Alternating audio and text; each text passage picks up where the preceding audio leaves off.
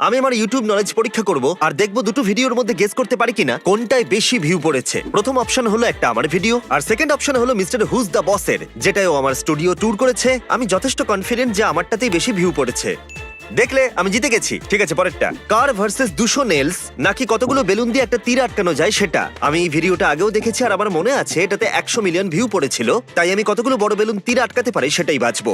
এটাও ঠিক, আমাকে হারানো কঠিন। পরেরটা দেখাও।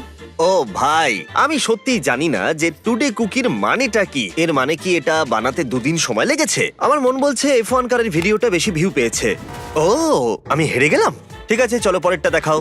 ও ভাই, আমার মনে হয় পেন্সিল গ্লোব বেশি ভিউ পেয়েছে প্যাটি ওয়াগনের থেকে। ইয়েস, আমি পেরেছি। পরেরটা দেখাও। আমি টেস্ট করে দেখলাম সস্তা ভার্সেস দামি অ্যামাজন গ্যাজেট, নাকি প্রো শেফ আর হোম কুক মশলা অদল বদল করেছে। আমি শেফের ভিডিওটাই বেছে নেব। না, আমি হেরে গেলাম আর 5টায় 3টে পারলাম। আমি মুকুটের যোগ্য নই।